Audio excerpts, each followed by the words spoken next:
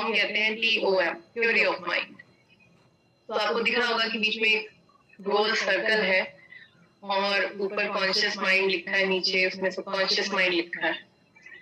तो मन को समझने के लिए हमने काल्पनिक रूप से एक सर्कल बनाया है और इसका जो 10 से 12% भाग है वो आपका चेतन मन कहलाता है, या इंग्लिश में जिसे कहते हैं कॉन्शियस माइंड।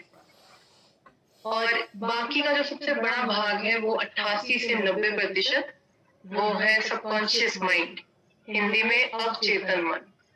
तो आप बहुत ध्यान से सुनिएगा इस चीज को, क्योंकि आपको समझ में आएगा कि आप अपने डे टू डे लाइफ में कैसे डिसीजन लेते हो और कैसे आपके जीवन का जो असली हीरो है वो कौन है, वो आपको समझ में आएगा जब आप थ्योरी ऑफ माइंड जानोगे। स्क्रीन को मैं बंद कर देती हूँ। अपनी अगर आपके पास नोटबुक है तो उस पर बना लो एक सर्कल।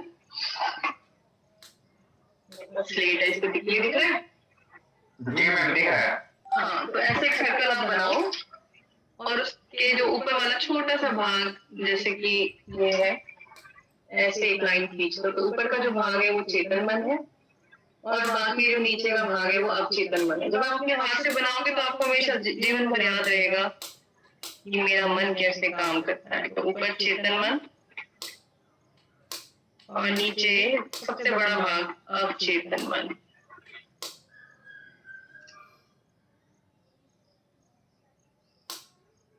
ठीक है, तो सबसे पहले हम जो 10 से 12% छोटा सा है चेतन मन, कॉन्शियस माइंड, उसके बारे में बात करेंगे। चेतन मन जो है वो सत्ता में रहता है, हमेशा सत्ता में रहता है, मतलब हमेशा एक्टिव रहता है। अभी भी जब आप मुझे सुन रहे हो तो आपका मन विश्राम में नहीं है, अभी भी आप कुछ ना कुछ लगातार सोच रहे हो, कुछ ना कुछ अभी भी विचार आपके माइंड में चल रहे हैं। तो वो कौन कर रहा है, वो कहाँ पे पैदा हो रहे हैं? वो है आपका चेतन मन। चेतन मन जो है उसके क्या काम है पहले वो जान लेते हैं।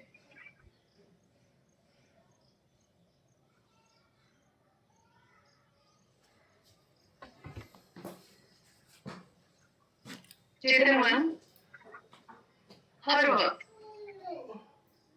अपने आसपास का जो वातावरण है वहां से संदेशों को, मैसेजेस को इकट्ठा करता रहता है। जैसे अभी आप मुझे सुन रहे हैं, मेरी आवाज सुन रहे हैं, मुझे देख रहे हैं, स्क्रीन को देख रहे हैं अपने लैपटॉप में या मोबाइल में, तो ये आपकी आंखों के लिए संदेश है। इसको कौन रिसीव कर रहा है? आपका चेतन मन। चेतन मन का काम ही यही है कि हर वक्त संदेशों को ग्रहण करते रहना, ग्रहण करते रहना। कैसे संदेशों को ग्रहण करता है वो आप लिख लीजिए। तो सबसे पहले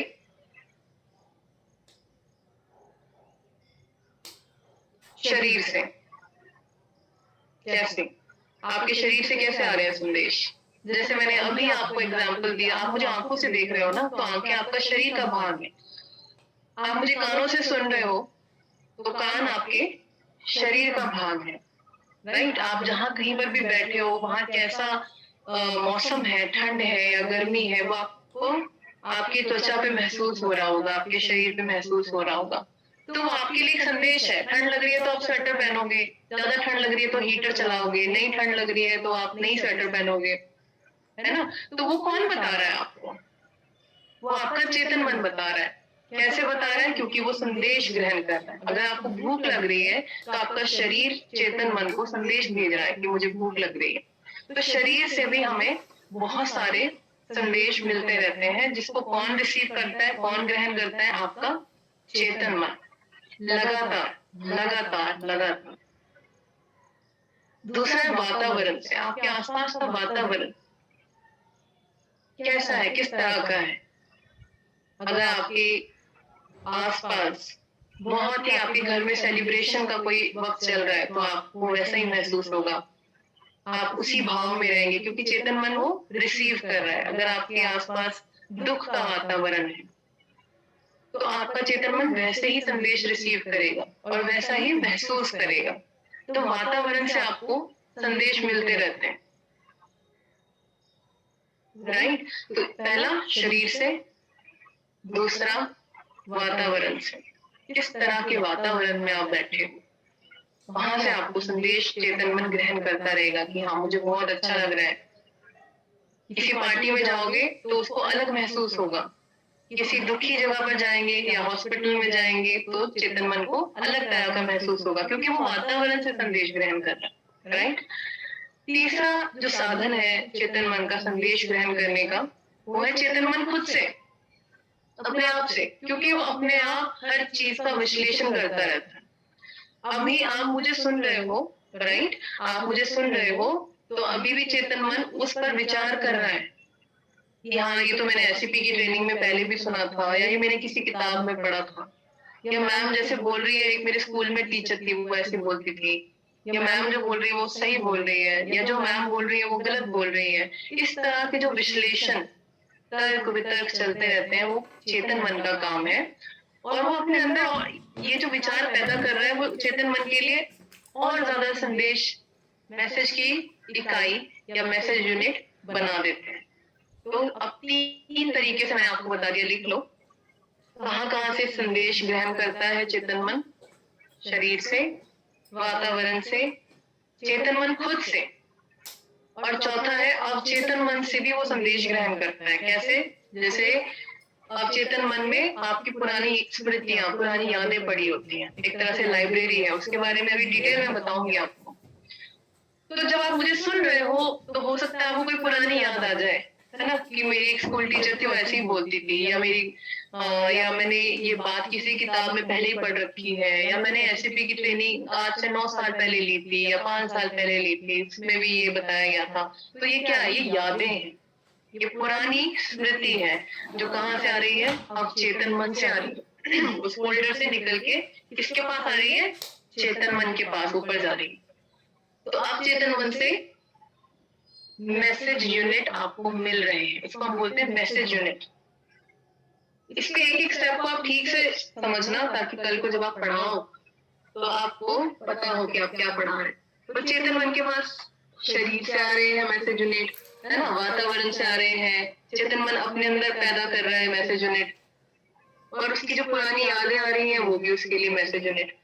सोचो कितने सारे मैसेज यूनिट लगातार आपका चेतन मन रिसीव करता रहता है, रिसीव करता रहता है, रिसीव करता रहता है, रिसीव करता रहता है। ऐसे तो हम पागल हो जाएंगे, इतने सारे अगर मैसेज यूनिट हम लगातार रिसीव करते रहेंगे, शरीर से, वातावरण से, चेतन मन से, अवचेतन मन से, तो भर जाएंगे ना। इसीलिए कुदरत ने सिस्टम बनाया है कि आपका चेतन मन 1 मिनट में केवल 4000 मैसेज यूनिट ही ग्रहण कर सकता है। लिख लीजिए, चेतन मन 1 मिनट में केवल 4000 मैसेज यूनिट ही ग्रहण कर सकता है। उतनी कैपेसिटी है, उससे ज्यादा नहीं कर सकता, उतनी क्षमता है। क्या होता है अगर 4000 मैसेज यूनिट बढ़ जाए, हो जाए आपके, तो कैसे पता लगेगा आपको? तो कई बार क्या होता है, हम कुछ काम कर रहे हैं बहुत ज्यादा, आप प्लानिंग कर रहे हो, मान लो लिख रहे हो, इधर 5-6 लोग आपके चारों तरफ बैठे हुए हैं, कोई कुछ बोल रहा है, कोई कुछ बोल रहा है, आपको मोबाइल, आपके पास 2-3 मोबाइल फोन पड़े हैं, कभी एक फोन आ रहा है, कभी दूसरा फोन आ रहा है, और अचानक आप बोलते हो कि बस करो, अब बहुत हो गया, मुझे 2 मिनट चाहिए, अब मुझे कुछ सोचा समझा नहीं जा रहा, मुझे 2 मिनट दो। और फिर आप आंखें बंद करते हो, रिलैक्स होते हो, और फिर आप बोलते हो कि हाँ अब बोलो। क्यों ऐसा होता है हमारे साथ? क्योंकि चेतन मन की जो कैपेसिटी है, जो क्षमता है मैसेज यूनिट ग्रहण करने की, वो पूरी हो जाती है, और ज्यादा मैसेज यूनिट फिर आप नहीं ग्रहण कर पाते। और ऐसा रोज होता है हमारे साथ, हम बोलते हैं कि बस अब मेरे को 2 मिनट का ब्रेक चाहिए, होता है ना।